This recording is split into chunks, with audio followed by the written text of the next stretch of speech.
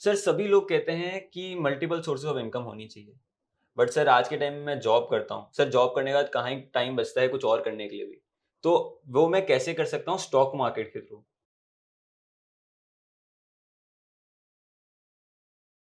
तो the purpose is कि आप स्टॉक मार्केट से रेगुलर इनकम जनरेट करना चाहते हैं। बिल्कुल सर। ओके, इस चीज को मैं कैसे इंप्लीमेंट करता हूं अपने लिए? तो मोस्टली देखिए, मार्केट में बहुत सारी टाइप ऑफ ट्रेडिंग्स होती हैं, जैसे इंट्राडे ट्रेडिंग है, स्विंग है, पोजिशनल है।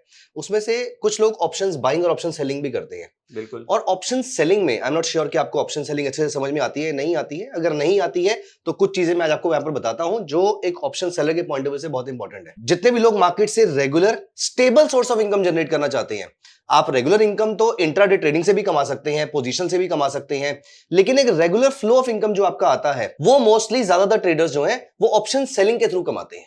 सर वो क्या करते हैं, ऐसी कौन सी स्ट्रेटजी है जिससे वो रेगुलर इनकम जनरेट करते हैं? सो ऑप्शन सेलिंग के अंदर पहले हमें वहां पर स्ट्रेटेजी में जाने से पहले हमें कुछ चीजें पता होनी चाहिए। लाइक फॉर एग्जाम्पल, हमें यह पता होना चाहिए कि हमें कब ऑप्शन बाइंग करनी होती है और कब ऑप्शन सेलिंग करनी होती है। दूसरा, ऑप्शन सेलिंग में किन बातों का खास ध्यान रखना होता है। आई एम वेरी श्योर, अभी हम स्ट्रेटेजी पे चलने से पहले कुछ बेसिक बातें समझ लेते हैं। सो ऑप्शन सेलिंग में कुछ बातों का खास ध्यान रखना होता है, जैसे कि मैं यहां पर आपको ऑप्शंस के पे ऑफ डायग्राम के थ्रू दिखाता हूं। ओके, सो सबसे पहले मैं आपको दिखाता हूं कि किस तरीके से ऑप्शन बायर और ऑप्शन सेलर में डिफरेंसेस होते हैं। तो हम यहां पर एक स्ट्रेटेजी बिल्डर पे चलते हैं। यहां पर हम किसी भी स्टॉक का, किसी भी लार्ज कैप स्टॉक का चार्ट लगा देते हैं। वैसे ये काम आप निफ्टी, बैंक निफ्टी पे भी कर सकते हैं, but to show you more real picture, क्योंकि आप सिर्फ निफ्टी, बैंक निफ्टी के बेसिस पे टू बिगिन विद थोड़ा सा आपके लिए मुश्किल हो सकता है, तो इसके लिए हम यहां पर so as an option buyer you see you can make a lot of money. बिल्कुल। आप बहुत पैसा बना सकते हो और आपके लॉसेस भी लिमिटेड है। लेकिन अगर हम ऑप्शन बायर के पॉइंट ऑफ व्यू से यहां पर देखें तो ऑप्शन बायर को प्रॉफिट कब होता है? इस चार्ट के थ्रू आपको क्या दिख रहा है? ऑप्शन बायर को प्रॉफिट होता है जब ये मार्केट ऊपर जाती है। तो ऑप्शन सेलर को प्रॉफिट कब होता है? जब मार्केट नीचे चली जाती है। नहीं, यहां पर हमारे पास दो चीजें और आ जाती हैं। सो ये मार्केट तीन तरीके से मूव कर सकती है। पहला, या तो मार्केट ऊपर जाएगी तो कॉल के बायर को प्रॉफिट होगा, या मार्केट फ्लैट रहेगी और मार्केट नीचे जाएगी। In both the cases option seller को प्रॉफिट होगा। तो अगर ये मार्केट फ्लैट रहती है तो भी ऑप्शन सेलर पैसे कमाएगा, अगर ये मार्केट नीचे जाती है तो भी ऑप्शन सेलर पैसे कमाएगा। तो statistically speaking there is a possibility of 33% that the option buyer will make money and there is 66% probability that option seller will make money. बिल्कुल। एट द सेम टाइम यहां पर ऑप्शन बायर को भी market के ऊपर जाने पर directly profit नहीं हो रहा, क्योंकि प्रीमियम क्रॉस होगा अप्रोक्सीमेटली 1 से 2% के आसपास का मूव आप यहां पर नोटिस कर रहे हैं। इतना मूव आएगा तो जाके उसको 400 रुपए का प्रॉफिट होना शुरू हो रहा है। इसका मतलब ऑप्शन बायर की प्रोबेबिलिटी 33% से भी कम है।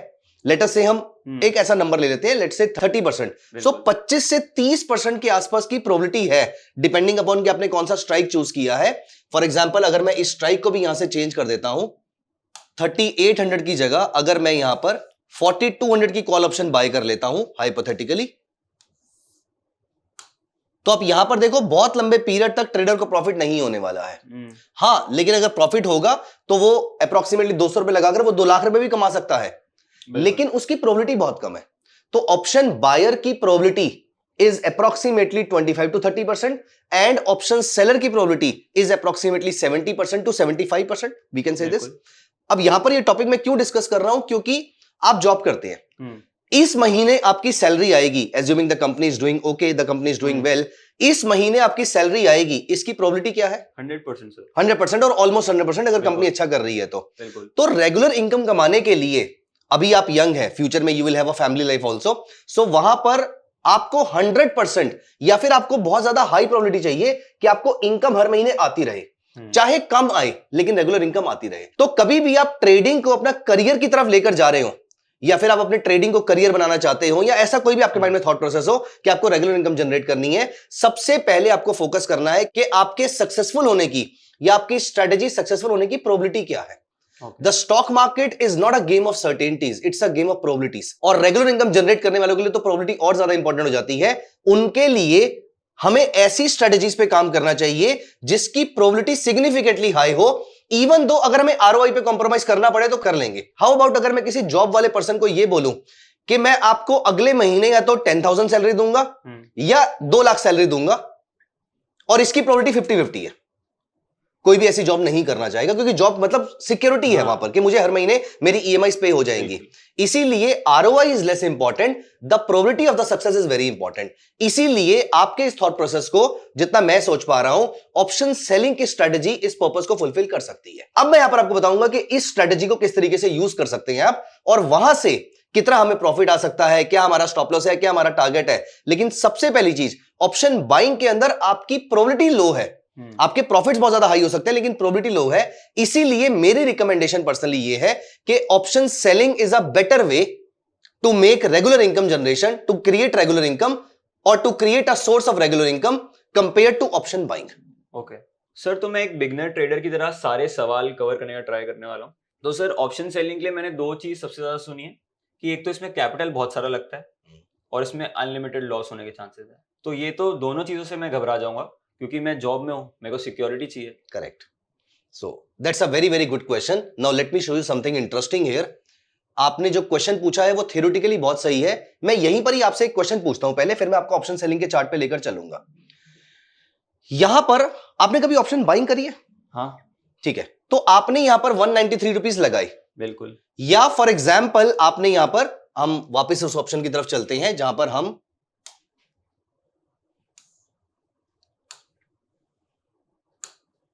अभी हम वापस वही 3800 वाली कॉल ऑप्शन के ऊपर आ गए हैं। बिल्कुल। अब ये ऑप्शन आप परचेज कर सकते हैं अप्रोक्सीमेटली 6500 रुपीज पे करके। आपने जितना भी प्रीमियम पे किया, अप्रोक्सीमेटली 40 रुपीज का प्रीमियम पे किया। इसमें आपका प्रॉफिट हो सकता है, अगर हम यहां पर नोटिस करें तो आपका प्रॉफिट अप्रोक्सीमेटली, मैं यहां पर देख पा रहा हूं, अराउंड 70-80,000 के आसपास का प्रॉफिट हो रहा है। हो सकता है रादर इससे भी ज्यादा हो सकता है अगर ये मार्केट में अपर सर्किट लग जाए।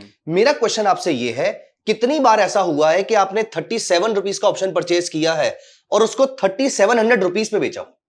ऐसा तो मैंने सुना नहीं है, मेरे साथ तो नहीं हुआ है और ना मैंने सुना है किसी के साथ हुआ है। 370 पे भी हम लोग नहीं करते हैं, एज इन 10 टाइम्स हो गया हम उसकी भी वेट नहीं करते हैं। तो ये 50 होगा तो भी मैं बाहर हो जाऊंगा। 50 होगा तो भी 20% रिटर्न आएगा तो ज्यादातर लोग उसमें से बाहर हो जाते हैं। चलो आपकी अगर हिम्मत है आप 30% की रिटर्न की वेट कर लेंगे, 50% की वेट कर लेंगे, 100% की वेट कर लेंगे, डबल होती पोजीशन से एग्जिट कर जाएंगे आपको। तो ये जो अनलिमिटेड प्रॉफिट आपको दिख रहा है, मैं ये नहीं कह रहा कि मिथ्या है, मैं ये नहीं कह रहा कि झूठ है। इंपॉर्टेंट पॉइंट ये है कि कितने लोग इस अनलिमिटेड प्रॉफिट को ले पा रहे हैं।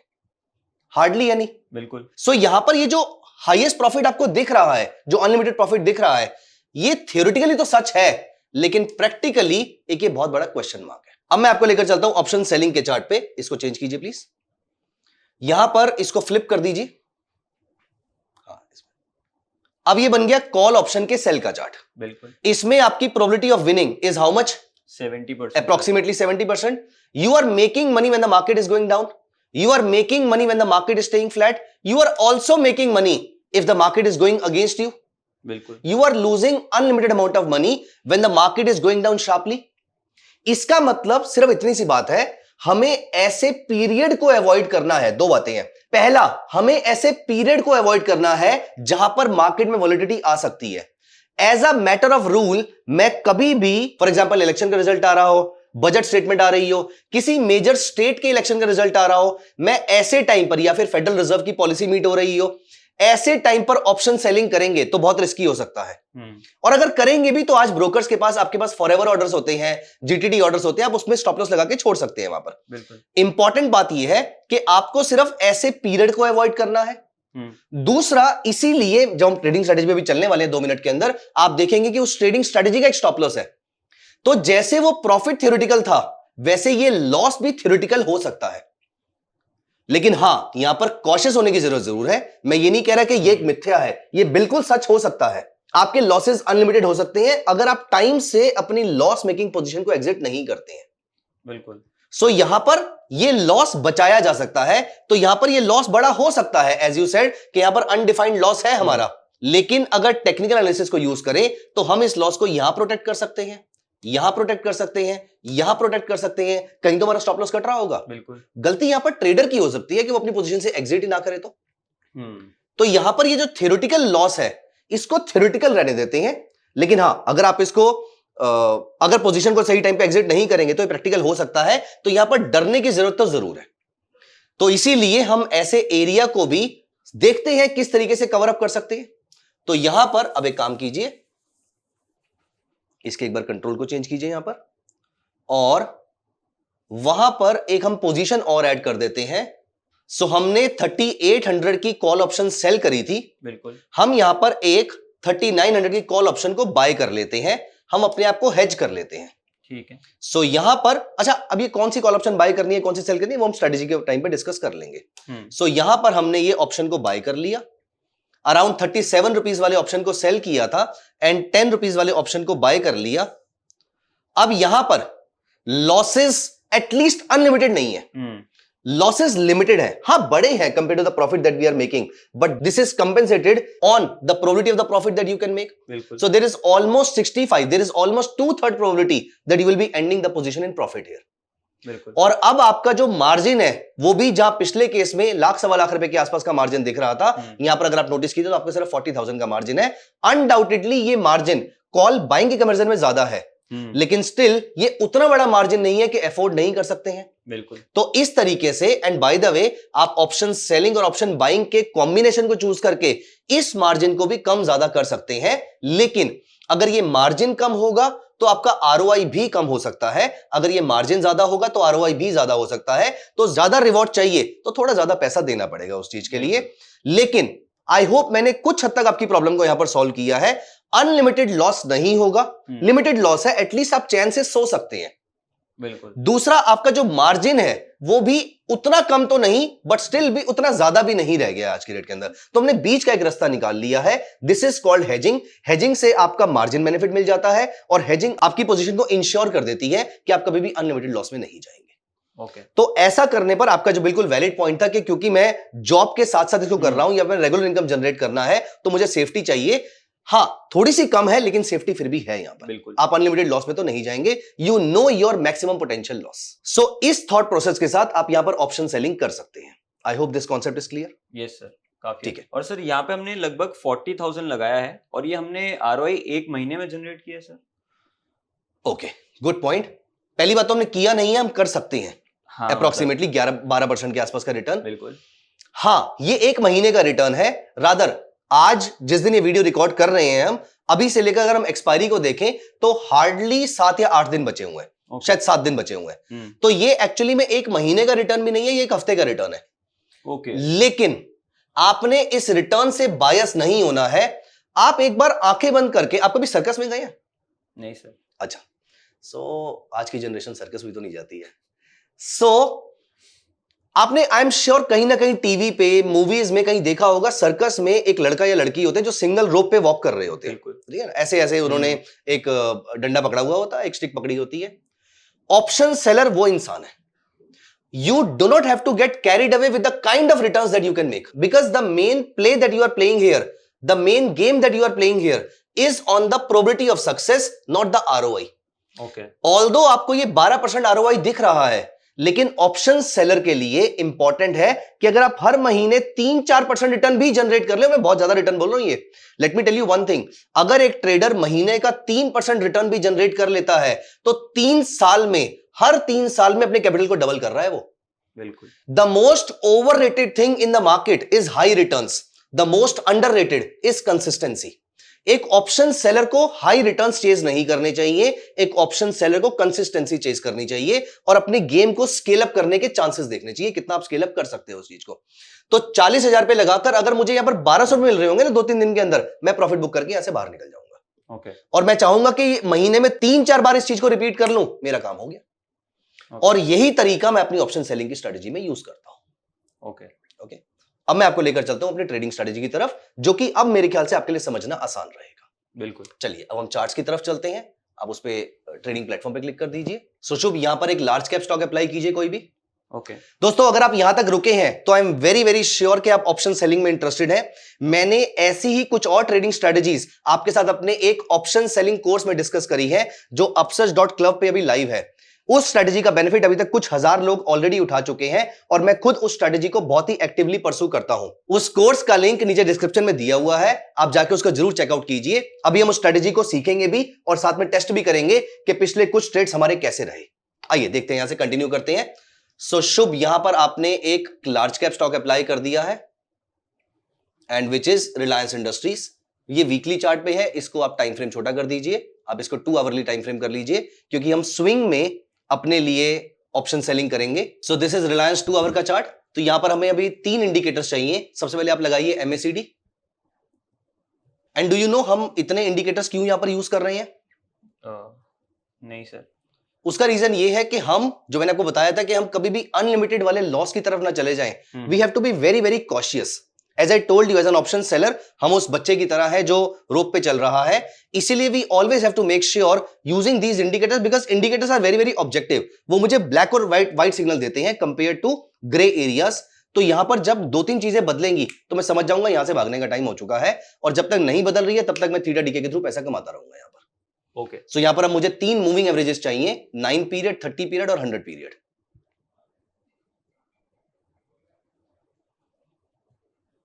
एक्सपोनेंशियल मूविंग एवरेज ये आ रही है मेरे सामने। अब उसको चेंज करके 9 पीरियड जो ऑलरेडी है, 30 पीरियड,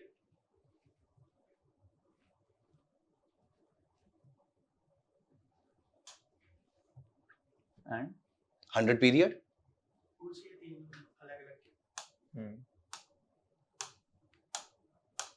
सर हमने ये 3 इतने अलग अलग मूविंग एवरेजेस क्यों ऐड किए? और सर ये तो बहुत ज्यादा मेरे को बहुत ही क्लटरी लग रहा है।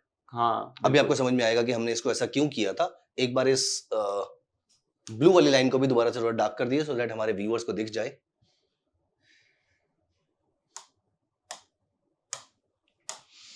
ओके, अभी थोड़ा सा क्लटर हम इसके अंदर और ऐड करेंगे, क्योंकि हमें ट्रेड लेने के लिए और ट्रेड एग्जिट करने के लिए 2 अलग अलग चीजों का इस्तेमाल करना है। एक आप इंडिकेटर में जाके लिखिए डायरेक्शनल मूवमेंट, बस काफी है। सो हम इसका डायरेक्शनल मूवमेंट लगा रहे हैं, ADX नहीं लगा रहे हैं। लेकिन इसमें हमें सारी चीजें नहीं चाहिए हैं। हमें क्या चाहिए, पहले मैं आपको यहां पर बताऊंगा कि मुझे बाय ट्रेड कैसे मिलेंगे, फिर मैं बताऊंगा सेल ट्रेड कैसे मिलेंगे। बिल्कुल। सो फिलहाल मुझे चाहिए प्लस DI और ADX। ओके। और यहां पर कुछ कुछ प्लेटफॉर्म्स जो हैं वो आपको हॉरिजॉन्टल लाइन ऑलरेडी प्लेस करने का ऑप्शन देंगे और कुछ नहीं देंगे, आप उसको मैन्युअली प्लेस कर सकते हैं। यहां पर मुझे चाहिए एक horizontal line which will be placed at a level of 20। सो यहां पर हमें चाहिए 20। ठीक है। सो अब यहां पर मुझे ऑप्शन में बाइंग कब करनी है और कौन सा ऑप्शन बाय करना है, ये 2 चीजें इंपॉर्टेंट है। ओके। सो यहां पर as per the regulators requirement we can not show you the live data, इसलिए मैं आपको ये पूरी की पूरी स्ट्रेटजी थोड़े से हिस्टोरिकल डेटा पे चल के समझा रहा हूं, लेकिन आप उसको अपने एंड पे लाइव मार्केट में चेक कर सकते हैं। एंड ऑलवेज मेक श्योर कि मार्केट में किसी भी स्ट्रेटजी को अप्लाई करने से पहले, चाहे वो मेरी स्ट्रेटजी हो या फिर किसी और की स्ट्रेटजी हो, please make sure to test that strategy before its application. क्योंकि जो भी प्रेजेंटर है या जो भी कोई और ट्रेडर है या एनालिस्ट है, उसका थॉट प्रोसेस और आपका थॉट प्रोसेस सेम नहीं होते हैं, इसलिए सबकी रिस्क एपेटाइट अलग अलग होती है। तो यहां पर मैं जो स्ट्रेटजी आपको बता रहा हूं, आप चाहे तो उसको एज इट इज यूज कर सकते हैं और चाहे तो उसमें माइनर सी मॉडिफिकेशन कर सकते हैं। लेकिन अगर कोई भी मॉडिफिकेशन करते हैं तो प्लीज मेक श्योर कुछ 30, 40, 50 डेटा पॉइंट्स आप मैन्युअली चेक जरूर कर लीजिएगा। सो यहां पर हमारे लिए सेटअप कैसा है, हमारे लिए सेटअप ऐसा है। देखिए पहले मैं आपको बता दूं कि MACD क्या होता है। MACD as you can see 1226 का MACD है, मतलब 2 मूविंग एवरेजेस हैं, 12 पीरियड और 26 पीरियड। जब ये दोनों डाइवर्ज करती हैं तो ये ब्लू लाइन येलो लाइन के ऊपर जाती है, मतलब ये एक अप ट्रेंड स्ट्रांग होता जा रहा है, as you can see here. ठीक है। जब ये दोनों कन्वर्ज करती हैं तो मतलब अप ट्रेंड वीक होता जा रहा है, okay, as you can see here. और जब ये दोनों डाउनसाइड में डाइवर्ज करती है, इसका मतलब ये डाउन ट्रेंड स्ट्रांग होता जा रहा है, जैसे कि आपको यहां पर दिख रहा है। और फिर जब ये वापस कन्वर्ज करती है तो ये अप ट्रेंड में कन्वर्ट हो जाती है। ओके। तो मतलब blue line above yellow line, इसमें से हमें हिस्टोग्राम की रिक्वायरमेंट नहीं है। सेटिंग में जाके हिस्टोग्राम को हाइड कर देते हैं। हमें बस इतनी रिक्वायरमेंट है यहां पर। सो हमें क्या चाहिए, कंफर्मेशन के साथ एक बाय सिग्नल चाहिए। बिल्कुल। सो यहां पर ये है प्लस DI, मैंने अभी यहां पर माइनस DI को हाइड कर दिया है क्योंकि उससे क्लटर बढ़ रहा था। सो यहां पर अगर हमें सेल ट्रेड चाहिए होगा तो वहां पर जाके ले लेंगे, अभी फिलहाल बाय ट्रेड चाहिए हमें। सो जब कभी भी आपका ये जो ब्लू लाइन है, दिस इज ADX की लाइन। ADX की लाइन होती है कि आपका ब्रॉडर ट्रेंड जो है वो स्ट्रांग हो रहा है या वीक हो रहा है। तो ADX के डिफॉल्ट पैरामीटर 14 पीरियड और इसका एक डिफॉल्ट नंबर जो इनको बनाने वाले ने बनाया था वो था 20। उनका कहना था, जो इनके मेकर्स थे उनका कहना था कि अगर ADX की वैल्यू 20 से ऊपर जाती है तो जो भी ट्रेंड है वो स्ट्रांग हो रहा है। ओके। और अगर ये प्लस DI की वैल्यू माइनस DI के ऊपर है तो इसका मतलब अप ट्रेंड है। अब देखिए दो चीजों को मिलाते हैं, ये अप ट्रेंड है क्योंकि ये लाइन ऊपर जा रही है, बिल्कुल। आप नोटिस करके देखिए यहां पर इसी पीरियड में आपको माइनस DI नीचे जाती हुई दिखेगी, ये दोनों एक दूसरे का रिफ्लेक्शन होती है, ओके, मिरर रिफ्लेक्शन होती है, इसीलिए हमें उसकी रिक्वायरमेंट नहीं है यहां पर। सो जब कभी भी ये पिंक वाली line which is plus DI ये ऊपर जा रही है, इसका मतलब माइनस DI नीचे जा रही होगी, मतलब स्टॉक अप ट्रेंड में है। ADX कह रहा है कि ट्रेंड स्ट्रांग है, और प्लस हम एक और कंफर्मेशन ले लेते हैं कि हमारा प्लस DI भी 20 से ऊपर होना चाहिए। सो ADX 20 से ऊपर, प्लस DI 20 से ऊपर, MACD भी बुलिश, और ये मूविंग एवरेज का जो सेटअप दिख रहा है 9 ग्रेटर देन 30 ग्रेटर देन 100, जब ये सेटअप आपको यहां पर मिल रहा है, यहां पर ये सेटअप जब रेडी हो गया, आप ये देखिए अप्रोक्सीमेटली 1:15 बजे के आसपास यहां पर एक वर्टिकल लाइन प्लीज पिक कीजिए। सो आप यहां पर नोटिस कीजिए ADX 20 से ऊपर चल रहा है, प्लस DI 20 से ऊपर आ गया है, MACD बुलिश है, बिल्कुल, मूविंग एवरेज सेटअप रेडी है। इस जगह पर आपको पुट ऑप्शन सेल करनी है। ओके, कौन सी करनी है? फॉर एग्जाम्पल यहां पर हमारा स्टॉक चल रहा है 1480 रुपीज के आसपास, बिल्कुल, अप्रोक्सीमेटली यहां से 5-6% नीचे की आउट ऑफ द मनी की पुट ऑप्शन आपको सेल करनी है। ओके, जितना दूर का पुट ऑप्शन सेल कर रहे हैं उतना प्रॉफिट कम होगा, लेकिन उसकी प्रोबेबिलिटी ऑफ सक्सेस उतनी हाई होगी। सो अप्रोक्सीमेटली शुभ कैलकुलेटर निकालिए और मुझे यह बताइए 1480 में से अगर मैं 5% माइनस करूं तो कितना आता है? 1406। इसके बाद राउंड नंबर कौन सा है? 1400। तो 1400 रुपीज की पुट ऑप्शन मैं यहां पर सेल कर दूंगा। ओके, और अपने आप को प्रोटेक्ट करने के लिए अराउंड 1340 की, 1360 की कोई भी एक पुट ऑप्शन को मैं बाय कर लूंगा अपने आप को प्रोटेक्ट करने के लिए, कि फॉर एग्जांपल अगर रिलायंस में क्रैश आता है हाइपोथेटिकली, तो वो पुट ऑप्शन मुझे बचा लेगा, तो वो मेरे लॉस को लिमिटेड कर देगा। सो यहां पर आपने 1400 की पुट ऑप्शन सेल करी और लेट अस से 1340 की या 1360 की पुट ऑप्शन बाय कर ली। अगर आपको ROI ज्यादा चाहिए तो 1400 की जगह 1420 की पुट ऑप्शन सेल कर दीजिए। वैसे क्योंकि आपका क्वेश्चन ये था कि मुझे रेगुलर इनकम कमानी है, मतलब ये पैसा आपके लिए इंपॉर्टेंट है, आई वुड से प्रोबेबिलिटी अपनी हाई रखिए, लेकिन आपका प्रॉफिट कम भी आ रहा है तो चलने दीजिए, क्योंकि ये भी तो हो सकता है ना कि रिलायंस आपको यहीं पर प्रॉफिट दे दे, जो कि आपको दे भी देगा, ये पैसा आपका 2 दिन में फ्री हो जाएगा, फिर इस पैसे को आप TCS में, सन फार्मा में, इन्फोसिस में कहीं पर भी यूज कर सकते हैं, क्योंकि कोई ना कोई और स्टॉक आपको सिग्नल दे रहा होगा। तो पैसे को चर्न करते रहिएगा वहां पर, इस तरीके से आपके पास इनकम जनरेट होती रहेगी बार बार, लेकिन एक ही स्टॉक के अंदर पूरा प्रॉफिट जनरेट करना है, ये ग्रीड ऑप्शन सेलर के अंदर नहीं होनी चाहिए। ऑप्शन सेलर को अगर कोई एक चीज मारती है तो वो है ग्रीड। तो मान लेते हैं कि ऑप्शन आपका 10 रुपए का सेल हुआ, 10 रुपए इंटू 500 का लॉट साइज 5000 रुपए, और आपका मार्जिन लगा अप्रोक्सीमेटली, हमने TCS में देखा 40,000 का मार्जिन था, मान लेते हैं कि इसका मार्जिन आपका 50,000 का लग रहा है। 50,000 पे 3% ROI कितना हुआ? 1,500 रुपीज। इस पीरियड में एक ट्रेंड लाइन उठाइए प्लीज वहां से। इस पीरियड में आप नोटिस कीजिए कि रिलायंस अप्रोक्सीमेटली 7.5% ऊपर गया है। Let me tell you one thing, इस पीरियड में जहां पर रिलायंस सिर्फ 5% ऊपर गया था, आपको आराम से 1500 रुपए से लेकर 2000 का प्रॉफिट आ गया होगा, और आप मार्केट से प्रॉफिट बुक करेंगे और चुपचाप मार्केट से बाहर हो जाएंगे। तो आपने अपने कैपिटल डिप्लॉयड पे ROI जनरेट किया, इसके साथ साथ अब ये कैपिटल फ्री हो गया आपका, इस कैपिटल को आप कहीं और लगा सकते हैं। सो यहां पर आपने इस पीरियड के अंदर ही आपका आराम से 2-3% के आसपास का रिटर्न जनरेट होगा, आप प्रॉफिट बुक करेंगे, लेकिन ये 3 कंडीशंस मीट होना बहुत जरूरी है। लेकिन एट द सेम टाइम, क्योंकि हमारे लिए पोजीशन से एग्जिट करना बहुत जरूरी है टाइमली, इसीलिए कभी भी आपका मूविंग एवरेज का जब क्रॉसओवर वापस आ जाता है तो पोजीशन से आप एग्जिट कर जाएंगे। अब आपका प्रॉफिट चल रहा है, लॉस चल रहा है, कॉस्ट पे है, जैसे मर्जी है, आप सेटअप ब्रीच होते ही, मूविंग एवरेज का सेटअप ब्रीच होते ही आप यहां पर मार्केट से एग्जिट कर जाएंगे। तो मतलब जब हमारा टारगेट आ जाएगा तो भी हम एग्जिट कर जाएंगे। अगर मूविंग एवरेज का बियरिश क्रॉसओवर आ जाएगा तो भी आप एग्जिट कर जाएंगे। लेकिन MACD, ADX और प्लस DI, इनका रोल पोजीशन लेने के बाद कोई भी नहीं रह जाता है। पोजीशन लेने के बाद आपको सिर्फ ये देखना है कि मूविंग एवरेज क्रॉसओवर हो रहा है नहीं हो रहा। Let me tell you something interesting about this strategy. अगर यहां से टाइम पास करते करते अगर इस जगह पर आकर भी 10 दिन के बाद अगर आपकी मार्केट सिर्फ 0.5% ऊपर गई होती, आपको तब भी यहां से 2 से 3% रिटर्न मिल गए होते।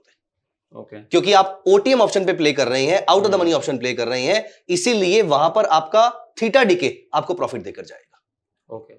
Late me show you one sell trade also. बिल्कुल सर। अब यहां पर हमें चाहिए माइनस DI, प्लस DI हमें नहीं चाहिए। अब यहां पर देखिए इस जगह पर एक वर्टिकल लाइन क्लिक कीजिए प्लीज। सो यहां पर ये दोनों 20 से ऊपर चले गए, MACD सेल में है, मूविंग एवरेज मुझे सेल सिग्नल दे रहा है, लेकिन इस कैंडल का लो ब्रीच नहीं हुआ, वेट करते हैं। ठीक है, आप यहां देखिए ये दोनों लाइंस जो है वो 20 से ऊपर नहीं है, इस जगह पर दोनों लाइंस 20 से ऊपर चली जाती है, बिल्कुल यहां पर आ जाते हैं हम। हाँ, और यहां पर मेरी मूविंग एवरेज मुझे सेल सिग्नल दे रही है, बिल्कुल। तो इस जगह पर आपने यहां पर जाकर, आज इसका लो ब्रीच नहीं हुआ, हम वेट कर लेते हैं, कल सुबह मार्केट खुलती है, गैप डाउन होती है, इसका लो ब्रीच होता है, इस जगह पर आप रिलायंस की आउट ऑफ द मनी की अप्रोक्सीमेटली 5 से 6% दूर की कॉल ऑप्शन बेचेंगे, और जब आपने कॉल ऑप्शन को बेच दिया, वहां पर अपने आप को हेज करने के लिए आप एक आउट ऑफ द मनी की कॉल ऑप्शन और बाय कर लेंगे। ओके, सो 5 से 6% दूर की कॉल बेचेंगे एंड अप्रोक्सीमेटली 8% दूर की एक कॉल ऑप्शन बाय करके बैठ जाएंगे। ये आपको पॉजिटिव ब्लैक स्वन इवेंट से बचाएगी। फॉर एग्जांपल रिलायंस को लेकर कोई अल्ट्रा पॉजिटिव न्यूज आ जाती है और उसके बाद स्टॉक शूट अप कर जाता है, तो यहां पर आप अनलिमिटेड लॉस में कभी भी नहीं आएंगे। लेकिन मेरे ख्याल से मुझे बताने की जरूरत नहीं है कि इसी पीरियड में आपको अच्छा खासा प्रॉफिट मिल गया होगा, आप प्रॉफिट बुक करेंगे, मार्केट से बाहर आ जाएंगे। Okay, so this is how you can generate regular income for yourself. For example अगर आपके पास 5 लाख का कैपिटल है तो आप इसको 4 स्टॉक्स में डिवाइड कर दीजिए, या आप इसको 5 स्टॉक्स में डिवाइड कर दीजिए, और अप्रोक्सीमेटली 50 से 60 हजार के आसपास का मैं मान के चलता हूं कि एक में मार्जिन चाहिए होगा, 10-15 हजार रुपए के आसपास का इसमें और एक्स्ट्रा रख के चलिएगा, रिस्क मैनेजमेंट के लिए काम आ सकता है आपके। तो मान लेते हैं कि 60,000 के आसपास का आपको मार्जिन चाहिए, 70,000 के आसपास का मार्जिन चाहिए, तो आप इस तरीके से मल्टीपल पोजीशंस क्रिएट कर सकते हैं। 5 लाख का कैपिटल है, 70,000 एक पे डिप्लॉय करेंगे तो ब्रॉडली 7 स्टॉक्स में आप पोजीशन ले पाएंगे at any point in time. लेकिन इट इज नॉट रिकमेंडेड कि आप 7 पोजीशन एक साथ हैंडल कर रहे हो, स्पेशली सेम डायरेक्शन के अंदर, इसलिए 4 के बियॉन्ड मत जाइएगा, तो आप एक ही पोजीशन में 2 लॉट कर सकते हैं उस केस में।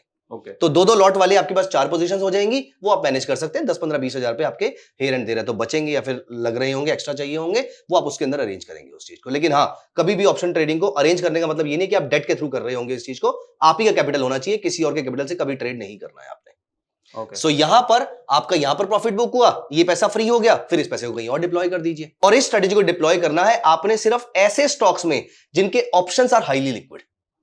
ऐसे स्टॉक्स जिनके ऑप्शंस लिक्विड नहीं है, आपने उनको जो मर्जी हो जाए टच नहीं करना है। हमेशा याद रखिए, आप वो वाला बच्चा है जो सर्कस में काम कर रहा है वहां पर, जो रोप के ऊपर चल रहा है। इसीलिए आप फॉर एग्जांपल पिडीलाइट का एक ऑप्शन हो गया, या कोई और बड़ी कंपनी लेकिन उसके ऑप्शंस लिक्विड नहीं है, ऐसे स्टॉक्स के ऑप्शंस में आपको एक्साइटेड होकर ट्रेड नहीं करना है। जैसे कल अभी मैं न्यूज देख रहा था कि एनएससी ने कुछ 4-5 स्टॉक्स में और ऑप्शंस लेकर आए हैं अभी, वो हमें कुछ नहीं करना उसके अंदर। मेरे नंबर ऑफ स्टॉक्स लिमिटेड है। For example HDFC Bank, LNT, TCS, Reliance, Infosys, Wipro, HCL, Sun Pharma, Cipla, तो ये अप्रोक्सीमेटली 20 से 25 स्टॉक्स ऐसे हैं जहां पर आपको रेगुलर ट्रेड मिलते रहेंगे at any point in time. 2-3-4 stocks के अंदर आपका ट्रेड चलता रहेगा और इसी तरीके से आपका कैपिटल टर्न होता रहेगा। अगर आपने अपने कैपिटल पे महीने का 3 से 4% रिटर्न भी जनरेट कर लिया, you are good to go. आपको ग्रीडी नहीं होना कि आपको हर महीने 10% रिटर्न जनरेट करना है। और अगर आपका महीने में आपके पूरे कैपिटल पे इससे ज्यादा रिटर्न जनरेट हो चुका है, चुपचाप बैठ जाइए। Wait for the opportunities to come. Do not run after the opportunities. Okay. There will always be more opportunities tomorrow than yesterday. Be very patient. So this is the entire concept of the strategy. But sir, FNO में लगभग 200 से 250 stocks हैं अभी आज के time में, तो ऐसे वो कौन से 5 स्टॉक्स हैं जिसमें मुझे ट्रेड करना है? वैसे तो अपने कोर्स में मैंने वो पूरी की पूरी लिस्ट शेयर करी है। सो मैंने एक एक्सेल शीट बना रखी है जहां पर मैंने वो लिस्ट बनाई हुई है अपने लिए कि मैं सिर्फ इन्हीं स्टॉक्स के ऑप्शंस की सेलिंग करता हूं। ओके।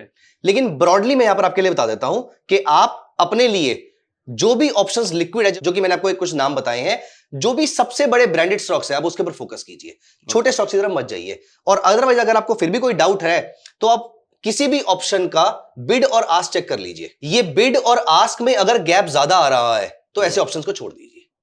ओके। तो आप बिड और आस्क का गैप देखकर पता लगा सकते हैं कि मार्केट में लिक्विडिटी है या नहीं है। लेकिन ये पूरे के पूरे कौन कौन से स्टॉक्स में ऑप्शन सेलिंग करनी चाहिए, ये एक्चुअली में शुभ एक लंबा टॉपिक है जो यहां पर स्ट्रेटेजी के साथ डिस्कस करना मुश्किल है। बट उसका पूरा का पूरा कॉन्सेप्ट और पूरी की पूरी शीट जो है वो मैंने अपने कोर्स में डिस्कस करी हुई है। उसका लिंक डिस्क्रिप्शन में है, आप वहां से जाकर उसको चेक कर सकते हैं। ओके। आई होप आप सभी को ये स्ट्रैटेजी समझ में आई होगी कहीं ना कहीं। ये सर का एक छोटा सा फ्रेमवर्क था उस कोर्स का जिसमें सर ने हमने ऑप्शन सेलिंग इन डेप्थ पढ़ाई है, कैसे हम ऑप्शन सेलिंग के थ्रू एक रेगुलर इनकम, एक पैसिव इनकम जनरेट कर सकते हैं स्टॉक मार्केट के थ्रू। एंड आज की तारीख में मल्टीपल इनकम सोर्सेस हर कोई चाहता है, तो स्टॉक मार्केट एक बहुत अच्छा जरिया है, एक तरीका है जहाँ पे आप और मेरे जैसे लोग जाकर एक ऐसा रेगुलर इनकम जनरेट कर सकते हैं। अगर आपको इसके बारे में और जानना है तो इसका लिंक डिस्क्रिप्शन में है। और अगर आपको ऐसे वीडियोस पसंद आ रहे हैं तो प्लीज इस वीडियो को लाइक कर दीजिए एंड इस चैनल को सब्सक्राइब कर दीजिए ताकि ऐसे इंटरेस्टिंग वीडियोस आप तक सबसे पहले पहुंचे। तो मिलते हैं ऐसी एक इंटरेस्टिंग वीडियो के साथ अगली बार।